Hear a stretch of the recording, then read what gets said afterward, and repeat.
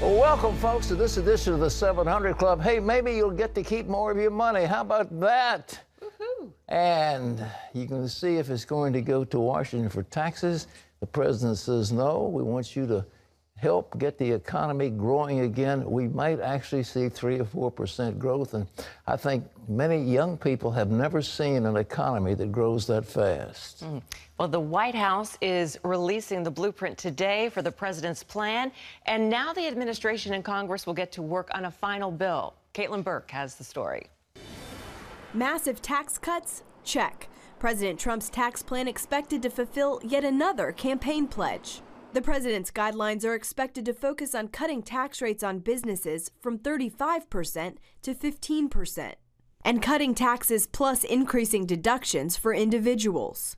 The White House is also hoping to make the tax code much simpler and easier for individuals, even just sending in their taxes on a large postcard. And the administration says the cuts will lead to faster economic growth. During President Obama's last year in office, the economy only grew 1.6%. President Trump is hoping for 3%. But many economists worry that Trump's tax cuts will result in higher budget deficits, something Republicans opposed under President Obama. Democrats are not likely to go along with Trump's tax cut, so the plan could have a difficult road in getting through Congress. Still, voters made it clear that the economy, jobs, and higher wages are a top issue for them, and the White House is working on just that. And Wall Street is still optimistic as the Trump rally is alive and well. The Nasdaq closed above 6,000 Tuesday for the first time ever. Caitlin Burke, CBN News. Well, breaking news, Treasury Secretary Steve Mnuchin said it's going to be the largest tax cut and the largest reform in U.S. history. Well, if the Congress will leave it alone, it will be. Well, with us now is our good friend Steve Moore. He's the senior economic contributor for Freedom Works, and he's an advisor to the Trump campaign. Steve, it's great to see you back again on the show. Thank you. Hi, Pat. Boy, I love that idea. My favorite element of this plan is that postcard return. You know, you see these dark circles under my eyes. Those are from filling out my taxes the last 6 days till 2 o'clock in the morning. Why does it have to be so complicated, Pat? I mean, why can't we have that postcard return? You know, how many kids do you have? How much money did you make? You pay a flat rate. Everybody pays their fair share.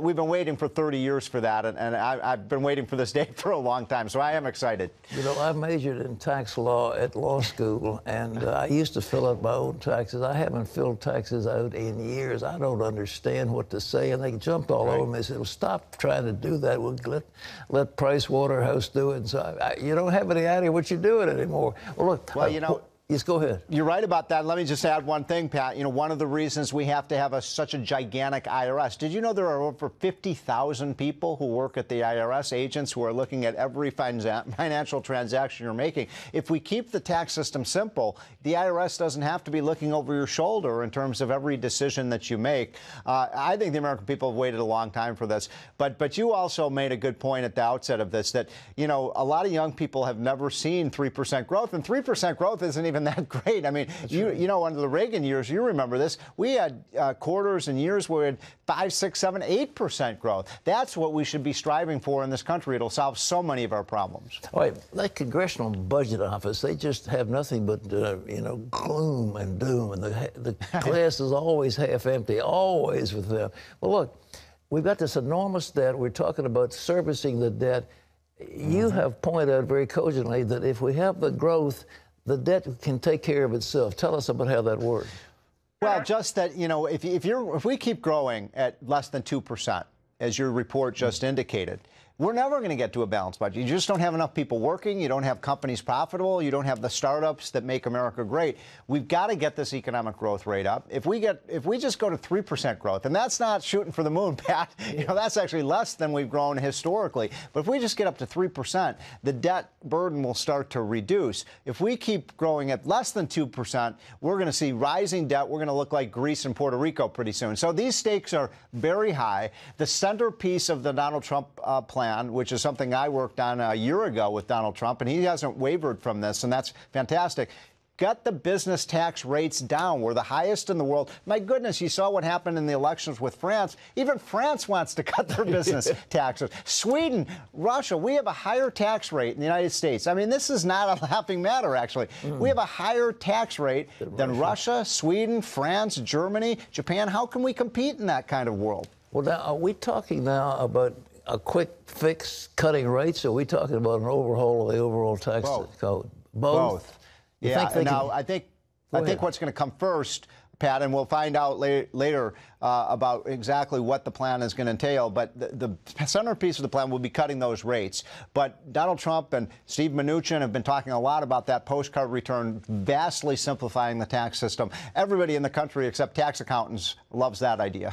Well, you know, there's a special interest group for almost every cutout in that entire code, and they're going to be lobbying like crazy. How are they going to get it through Congress? It's not easy.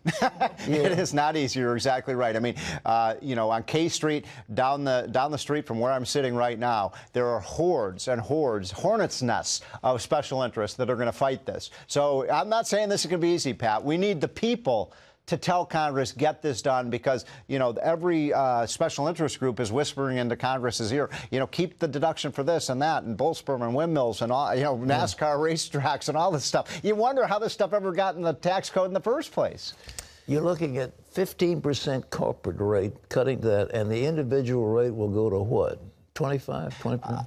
Probably closer to, for the high-income people, probably somewhere around 33%. For middle-class people, probably closer to 20. 20 for the middle class. I forgot something that's really important, Pat. Sorry to interrupt, but this is really important. I forgot to say this.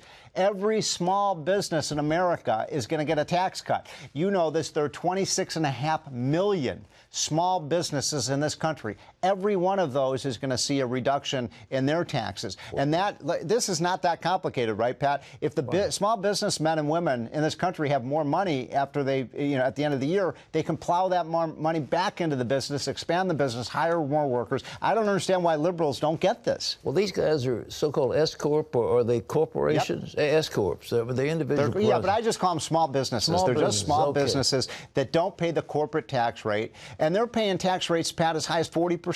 And if you're in a high-tax state, sometimes 50, sometimes half of the money a small businessman and woman earns goes to the government. Let me ask you about some deductions. You mentioned state tax. We get to deduct that now. You've got gifts, charitable donations, and then you've got mortgage interest. What's going to happen to those three things? Well, that's yet to be decided. One of the things I like about the Trump plan is it increases what's called the standard deduction. So you just check the box for standard deduction, and that means for the vast, vast majority of Americans, they're not going to have to keep the shoeboxes of receipts and all of this stuff to get this deduction and that deduction. Just to have a standard deduction, everybody takes it, and then these issues about, well, the mortgage deduction, the charitable deduction, that all goes away, and you vastly simplify the system. That's how we get this down to a postcard. All right.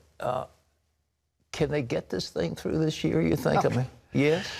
We got to, Pat. You know, the economy, look at what happened with the economy back after the election day. Remember, I think I was on your show the day after the election. Remember, the economy and the stock market just boomed in the excitement of this new pro-business president. And we had a very strong November, December, January, February. And then in about mid-March, about a month ago, the economy started to flatten out a little bit. The stock market started to falter.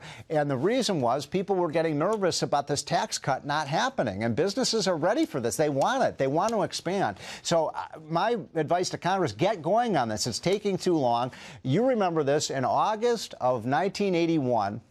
8 months after Reagan was elected, you remember that famous day in Santa Barbara when he signed that tax cut. And why should it take longer for Donald Trump? So I want a tax cut signed into law by August of this year, retroactive, Pat, to April 15, 2017. From your lips to Congress's ears, Steve, thank you very much. I hope we get it done. Take care. Ladies and gentlemen, I want to tell you right now, this is very important for our country. It's very important for the long-range prosperity of our nation and our youth.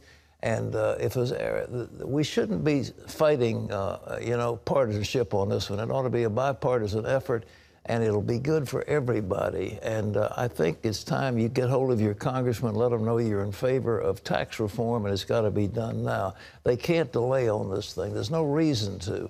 But there will be so, as we mentioned with Steve, there are so many special interests who have carved out. That tax code is a monstrosity. You remember Jimmy Carter years ago said it was an old Southern statement, but he put it out in his speech. He said it's a disgrace to the human race. You remember that? Everybody said, oh yeah, the president said that. Well, he's a Democrat, and he was right.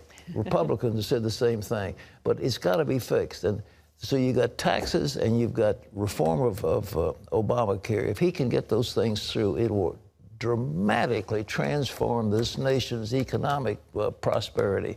And it's something that needs to be worked on. So, Wendy, are you going to write your congressman? Well, there will be much rejoicing in the land if this all happens, as you say. You better sweet believe it. All right.